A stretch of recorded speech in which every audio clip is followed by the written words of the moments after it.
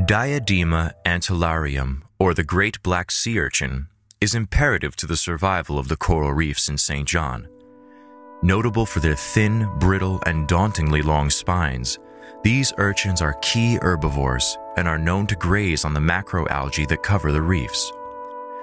Large masses of urchins travel along the coral surface, eating the algae, allowing coral polyps to gain sunlight and produce the nutrients for the coral. These urchins are a vital survival tool, not only for the coral, but also for much smaller organisms. Decapods and small fish use their spines as refuge from predators. In particular, swarms of mysid shrimp have been found hiding in the spines, away from the dangerous fish-infested waters surrounding the coral. The relationship between these two species is important, but very little research exists on the topic. Biology students at Montclair State University decided to investigate this topic and ran tests at Veers to further study these species and their relationship. Although the black sea urchin has been important to the survival of the coral systems and its residents, there was a time when there were no urchins grazing the coral surface. In 1983, a waterborne pathogen began in Panama and spread through the Caribbean.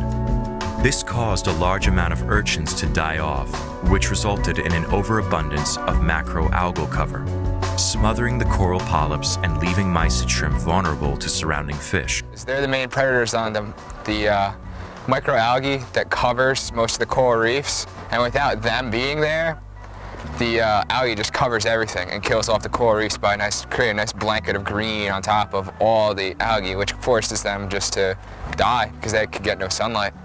And once it did that, it was killing off all the other species that lived around the corals and on the diadema, because everything feeds off one another, so when one thing dies off, another thing dies off as well. Since then, the urchins have partially recovered and returned to ridding the coral of its harmful algal blanket. However, the damage to the coral was already done, and the number of urchins has not been restored.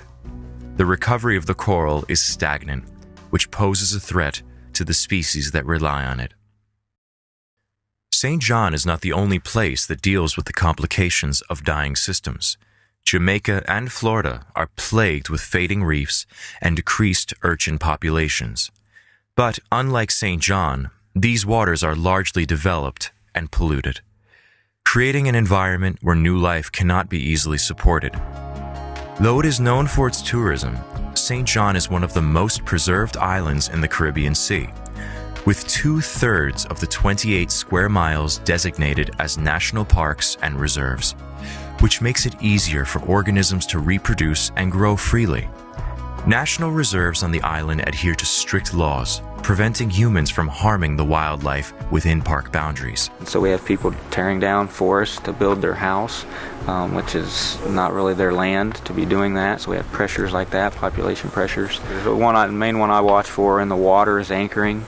People don't understand the anchor laws around St. John. It's a lot of park waters, and this park is trying to get away from anchoring because they don't really look to where they're dropping. It's either on seagrass or on coral a lot of times.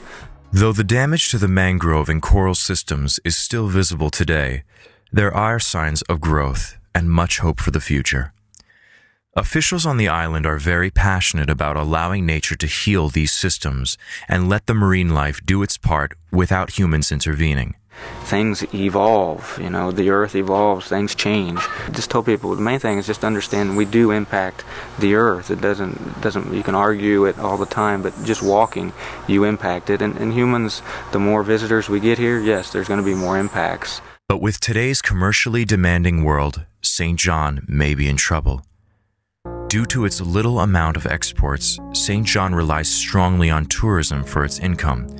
As time goes on, St. John may face more and more obstacles in preserving its natural habitats as developers continue building vacation homes and resorts, transforming it into something similar to one of its developed neighboring islands. I remember when we were pulling in 2003, you come up to Cruz Bay and you get a really nice view of the surrounding hillsides.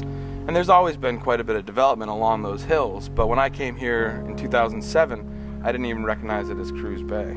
mean, there's just all these condominiums that have gone up in the past 6 years. You shouldn't just rely on tourism, but that's pretty much what we're doing here on St. John. Money, people can't travel. The tourism, you know, everybody's going to start suffering here, and then they'll start raiding the forest more for cut down wood or whatever they need. So that'll impact us negatively.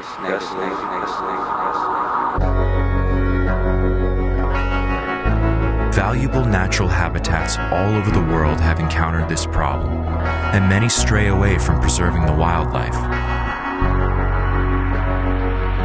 If this continues, there may not be any wildlife left to preserve.